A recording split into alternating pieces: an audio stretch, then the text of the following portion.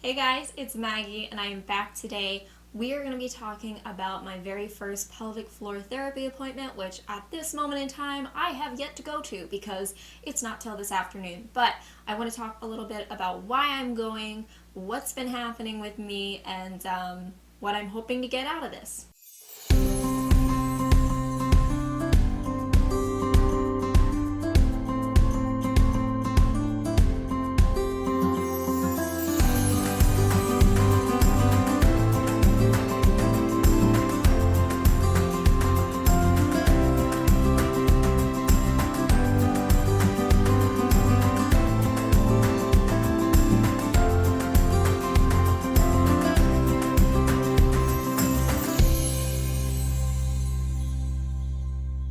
If you're unfamiliar with my story, I have had Crohn's disease for a very long time, an autoimmune illness of the GI tract. So my body basically attacks my intestines. Because of that, I am living with a now permanent ileostomy bag, and I have had my colon, rectum, and anus removed. So I have kind of a vacant space inside of me. And going into that surgery about 14 months ago, I did not realize at all the impact that it would have on my uterus and my vaginal health. The rectum provides a lot of support to those organs, so after they were gone, it seems as though my uterus and vagina tilted or something happened, something shifted in there, and now I'm experiencing a lot of pooling, especially around my period. I seem to collect my blood and then it comes out all of a sudden rather than trickling out like in a normal person. This problem has improved the longer that I've been out of surgery, but I recently, this past summer, had another surgery in which the surgeon saw a lot of scar tissue and decided to clear me out of it, and that kind of relapsed me with this pooling issue, and it got worse again. It is getting better. It has continued to get better since that surgery as well. It seems like things are getting stronger in there, but at the same time, not fast enough. And then in maintenance for my Crohn's disease, I had to get an MRI just to make sure things were stable inside of me, and everything was, except that they found a spot of focal adenomyosis in my uterus, which according to my gynecologist, they said it probably means that you have endometriosis as well. They're related to each other, but obviously we can't diagnose that without cutting you back open and seeing if endometriosis is in your abdominal cavity. So she referred me over to the pelvic floor therapy place, and I'm gonna go today. I think that they're going to do an exam on me, and I think it's pretty invasive based on all of the forms I had to fill out and all of the signatures I had to do.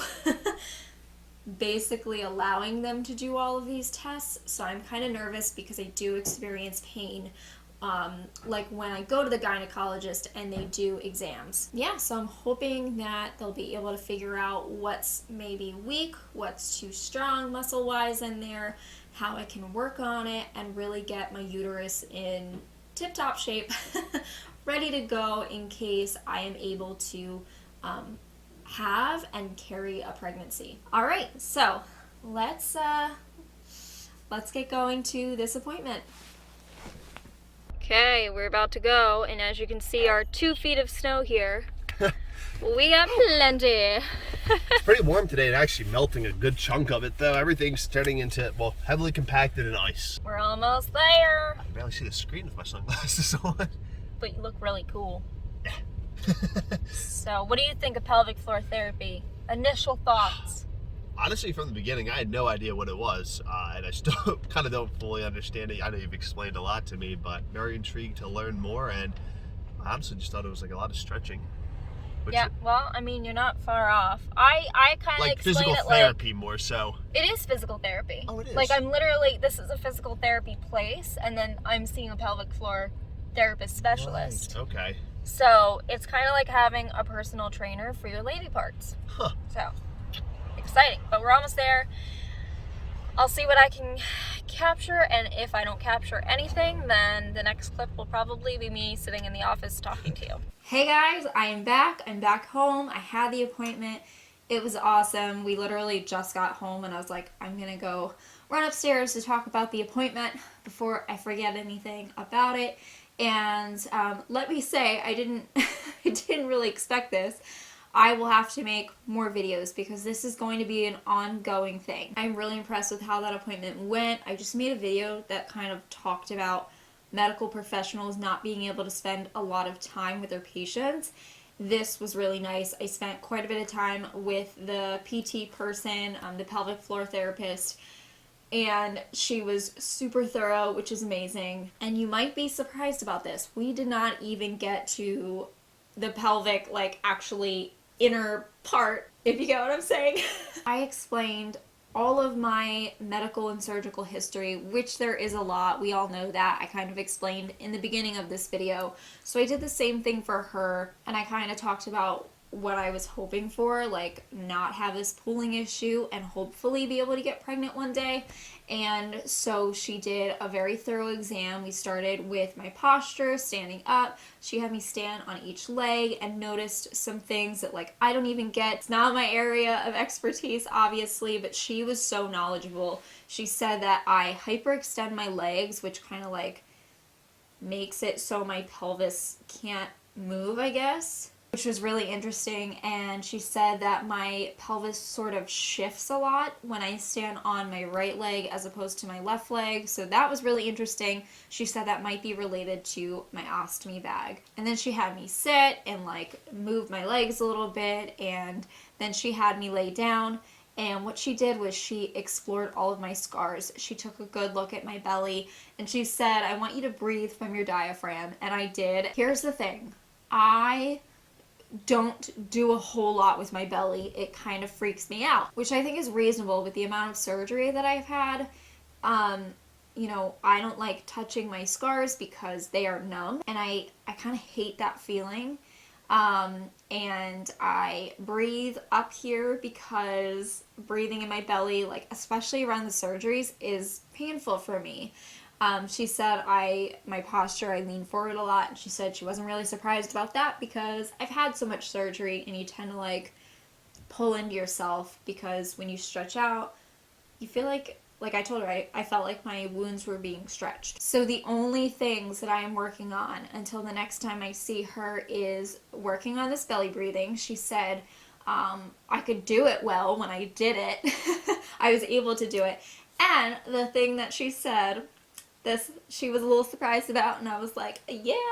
She says I have abs, like pretty good abs, and obviously you can't see them because the way that my scar is, I've got like kind of rounded tissue.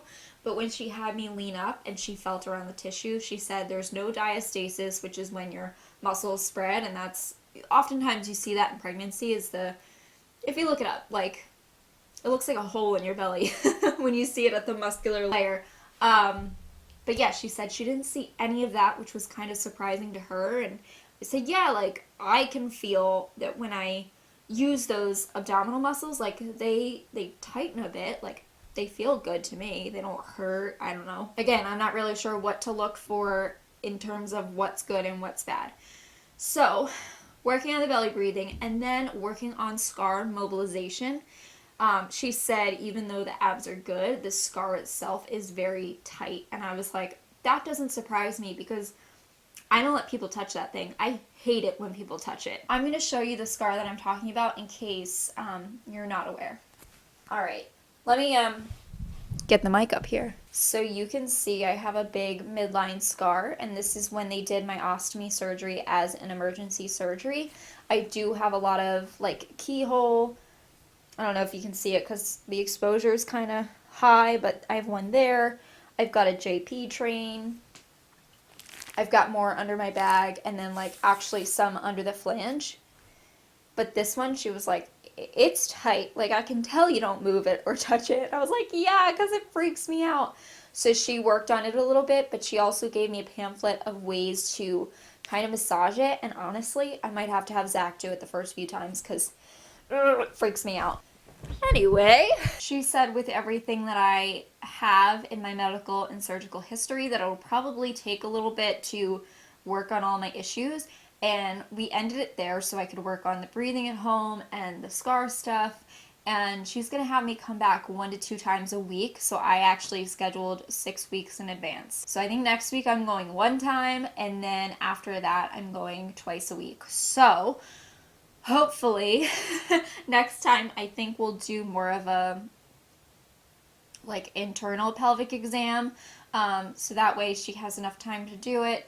And I'm sure there's going to be a lot with that, but this was like, I was just so impressed with how thorough she was and how nice she was, because I'm sure she knows it can be super uncomfortable for people. And she made me like calm down pretty much right away. I was really nervous walking in there and like telling her my history, but it was fine after like 5 minutes. And the room was super nice. She had like low lighting and she put music on, so it was nice. Very relaxing. I was like, I could fall asleep, because she was tracing, you know, my back and stuff to see all the bones sticking out. She said I'm very bony on my shoulders because I lean forward too much, which you probably see in my videos. I really should be maybe up like this, but force of habit, I guess. I don't know. Anyway, that was my first day of pelvic floor therapy. I will continue to update you, so this will probably be part 1, appointment 1, part 1, whatever you want to call it. And yeah, we'll see how this goes, and hopefully I can encourage other people to go to pelvic floor therapy too. All right, guys, I hope that you are feeling good, and I will see you in the next one. Bye, guys.